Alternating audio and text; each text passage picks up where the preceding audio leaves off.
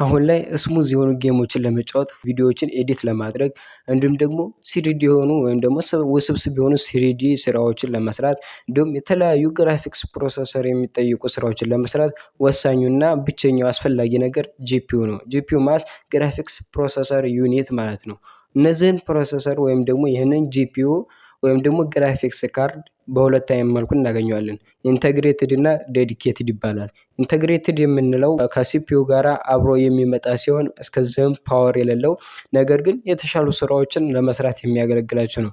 ነገር ግን ከዴዲኬትዱ ጋራ ስናነጻጽረው ፍጹም የተለያየ ነው ስራቸው። ነገር ግን ኖርማል ሲፒዩ ወይም ደግሞ ባዶን ከሚመጣ ኢንተግሬትድ የሆነ ሲፒዩ ቢመጣ ኢንተግሬትድ የሆነ ግራፊክስ ካርድ ቢኖረው በጣም አሪፍ ነው። ሶ ግራፊክስ ካርድ እንግዲህ እነዚህ በሁለት መልኩ ታገኙታላችሁ ኢንተግሬትድ እና ዴዲኬትድ። ኢንተግሬትድ የሚባለው ከሲፒዩ ጋር አብሮ የሚመጣ ነው።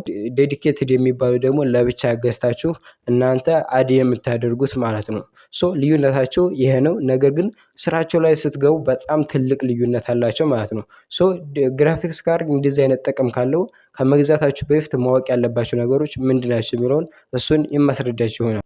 ከፍተኛ የሆኑ ስራዎችን የምትሰሩ ከሆነ እንደ ኮንተንት ክሬሽን፣ ስሪዲ ዲዛይን፣ ስሪዲ ሞዴል እንዲሁም ደግሞ ሃይ ሌቭል የሆኑ ጌሞችን የምትጫወቱ ከሆነ እንዲሁም ደግሞ ፎርኬ የሆኑ ቪዲዮዎችን ኤዲት የምታደርጉ ከሆነ ዴዲኬትድ የሆነው ኢንተግሬትድ የሆነው ግራፊክስ ካርድ አይበቃችሁም። ሶ ለዛም ሲባል ዴዲኬትድ የሆነ ግራፊክስ ካርድ ትገዛላችሁ። ሶ ከመግዛታችሁ በፊት ማወቅ ያለባቸው ነገሮች ደግሞ ምንድናቸው የሚለውን እንገራችሁ። የመጀመሪያው ክሎክ ስፒድ ነው። ሁለተኛው ቬራም የምንለው፣ ሶስተኛው ኮር የምንለው።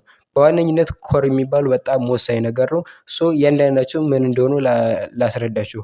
ኮር ማለት አንድ ግራፊክስ ካርድ በአንዴ ምን ያህል ስራ ይሰራል የሚለውን ያመለክትልናል። ልክ እንደ ፕሮሰሰር ማለት ነው።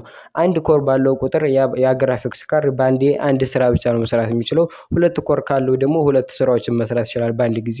ሶስት ኮር ካለው ደግሞ ሶስት ስራዎችን በአንድ ላይ ይሰራል ማለት ነው። ኮሩ ከፍ ባለ ቁጥር ዋጋውም ከፍ ይላል። እንዲሁም ደግሞ የሚሰራላችሁ ስራም ፐርፎርማንሱም በዛው ልክ ከፍ እያለ ይሄዳል ማለት ነው። ሶ ከመግዛታችሁ በፊት ኮሩ ከፍተኛ መሆኑን ማየት አለባችሁ። አገራችን ላይ የተለመደው ባለ 4 ኮር ነው።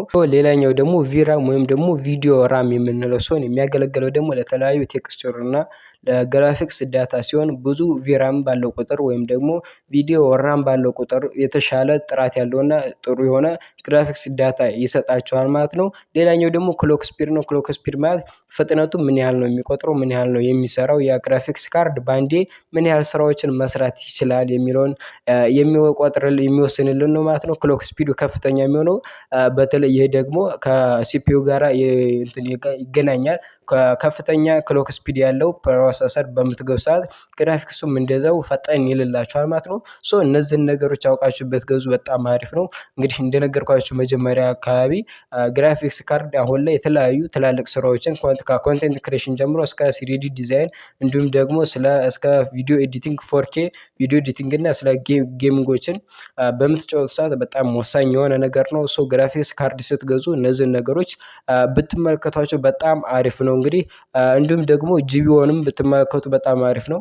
2 ጂቢ አለ፣ 4 ጂቢ አለ፣ 8 ጂቢ አለ፣ 16 ጂቢ አለ። ከፍ ባለ ቁጥር ከፍ ይላል ማለት ነው። ሶ የመጀመሪያቸው ከሆነ 2 ጂቢ እና በ4 ጂቢ ብትገዙ ጥሩ ነው። ዋጋ እንግዲህ አፎርድ ማድረግ እንችላለን የምትሉ ከሆነ ባለ 4 ጂቢ ገዝታችሁ ብትሞክሩት በጣም አሪፍ ነው።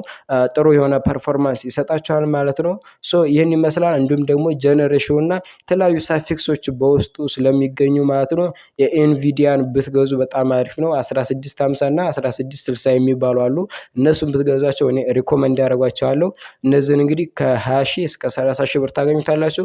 በጣም ጥርት ያሉና ለጀማሪ ኮምፒውተር ተጠቃሚ ወይም ደግሞ ለጀማሪ ክሬተር፣ ለጀማሪ ኤዲተር፣ ለጀማሪ ጌመር እንግዲህ በጣም ጥሩ የሚባሉ አፎርድ ማድረግ የምትችሉ ከሆነ እነዚህን ከ20 እስከ 30 ሺህ ያሉ ግራፊክስ ካርዶችን መጠቀም ትችላላችሁ።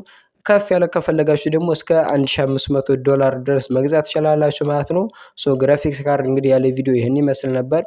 አስተያየተኛ ጥያቄ ካላችሁ ኮሜንት ላይ ጻፉልኝ። ቪዲዮ ከተመቻችሁ ላይክ ማድረግ እንዳትረሱ። እንደዚህ አይነት ጠቃሚ የሆኑ መረጃዎችን የምትፈልጉ ከሆነ ደግሞ ሰብስክራይብ ማድረጋችሁን እንዳትረሱ። በቀጣይ አዲስ ቪዲዮ እስክንገናኝ ይመቻችሁ።